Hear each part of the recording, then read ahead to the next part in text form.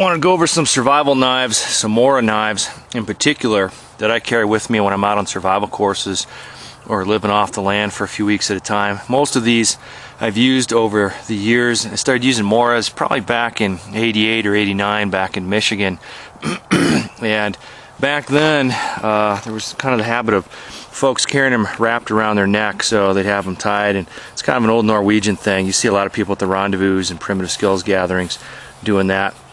And that was so that if somebody back in the old country in Norway or Sweden had fallen through the ice, that they could pull this out. It'd be right around their neck. They could pull it out, drive it into the ice, and use that as an anchor to pull themselves up. But I really like Mora knives. They hold the edge really well.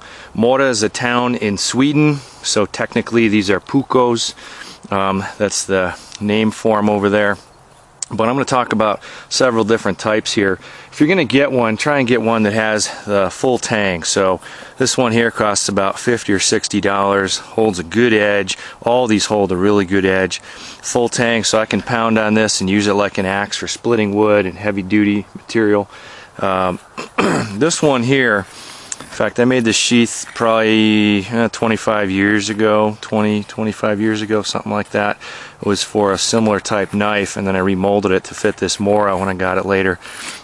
This has a full tang, as you can see right here, but the grip on this, I just don't like using this in the wintertime when my hands are cold. I like something with a little heftier grip. So I'll use this one here, or I'll use my wood-handled one. This rubberized one, these cost, you can get these for 20 bucks. I sell them in my courses for 20 bucks. You can find them online for probably 10 or so as well.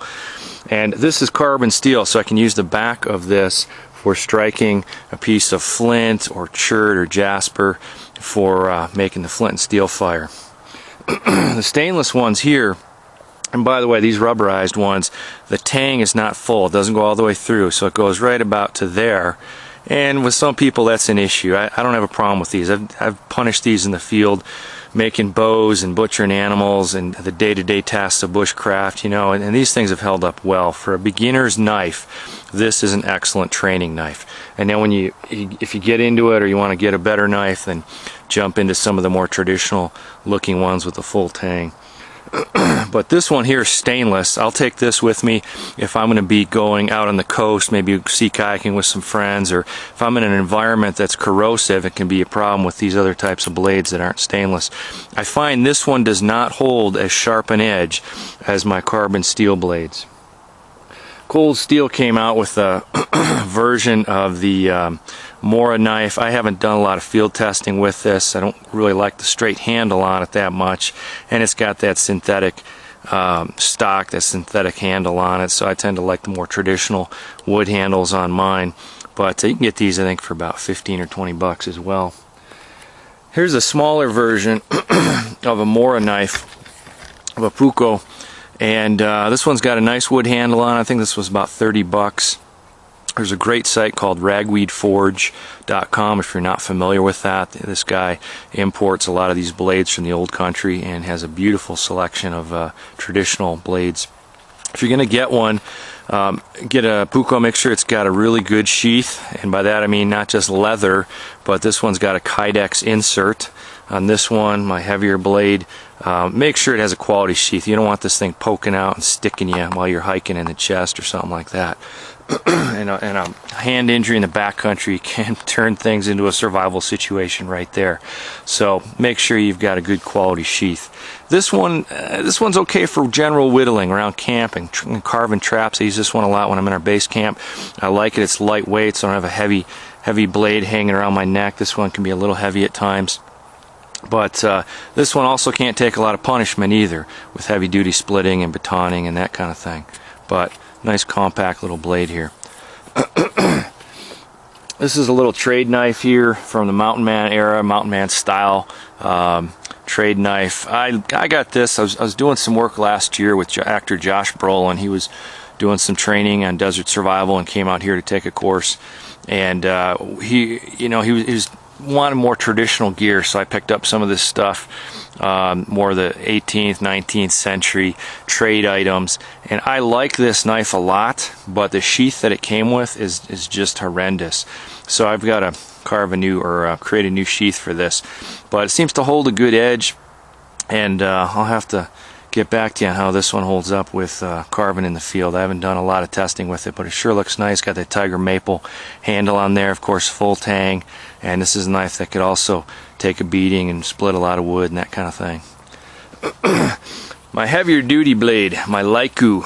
This is your kind of everyday bush blade over in Sweden and Norway, and I like this a lot. This is one of my favorite blades. In fact, these two right here have been with me a long time, and this one I'll carry with me if I'm going into the forest, because I do a lot of desert survival stuff, desert survival courses. I don't carry this with me in the desert that much. Once in a while, you know, I might use it. It's okay for chopping down agave if I'm trying to harvest them, but I mostly bring this with me on Northwoods courses, or if I'm going up to the boreal forest or subarctic, because this is a great heavy-duty chopping knife. It's got a full tang, solid handle. This thing can take a beating. It's incredible. You can split huge pieces of wood with this, unlike the Moras. So this has a nice quality Kydex sheath inside there, real nice leather sheath that I oil up about once a year with some boot wax or boot oil. And these go, let's see, I got mine a long time ago. I think I got it for like 50 bucks. These things are probably double that now, about 100.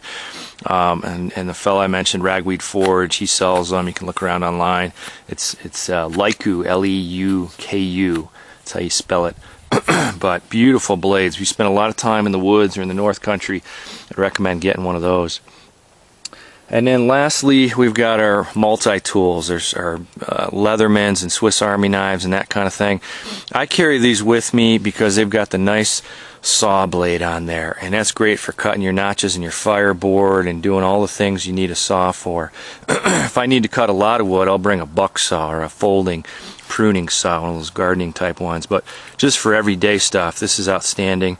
And these nowadays are being made with the lock blade on the side there. This one doesn't lock, but the actual blade here, pull that out, that locks in place.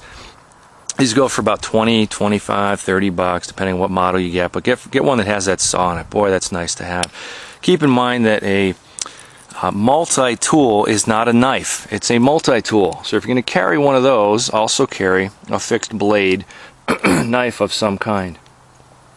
And, you know, there have been articles and books and videos done on knives, and there are magazines out there on knife and knife use and knife types, and you know, this is what works for me. So try it out. If it doesn't work for you, find something else. Maybe you're watching this and you're like, man, I like my Cold Steel Tactical Recon knife, or my my SOG Navy SEAL knife, or you know, whatever works for you. But the point is, get something that's quality, get something that has a good sheath, that you know works for you, holds up well, feels good in your hand, and you've used in the field. Don't get it because some guy on a reality TV show said, this is the one to carry, the ultimate knife, and it costs 300 bucks. So get one that's good for you, works well, you've tried out. These are the ones I've used over the last 20 years or so, and I like them. I'm a sucker for the Mora knives, for the Pucos. And regarding sharpening implements, here's what I have in my base camp with me for sharpening the Moras. This doesn't work well on my other blades. Like if I have a stainless steel, you know, cold steel knife, something like that, this isn't going to work well. But all it is a paint stick, one of the extra wide, heavy-duty ones from Home Depot. Excuse me. And then I've got double-sided carpet tape and 600 grit sandpaper. And then for sharpening these in the field, just for keeping them honed. This isn't for restoring a damaged blade. This is just, you know, I've been carving for half an hour. I just want to tune this up a little bit. So I put my bevel right on there. The Moras have these nice Scandi grinds right here. So it creates the same angle every time. I just place my finger on there. I'm lightly pressing down, and then I just do about 20 passes like that. I tend to do this swirl or this arcing motion here. Some people do it straight on like that. You find that this is the part of the blade you work with the most when you're carving. So sometimes I'll just do 20 passes there, and then I'll flip it over and do the same thing. I'm putting my finger just slightly down on that grind there to create that angle, same angle every time, and doing 20 passes or so. I've also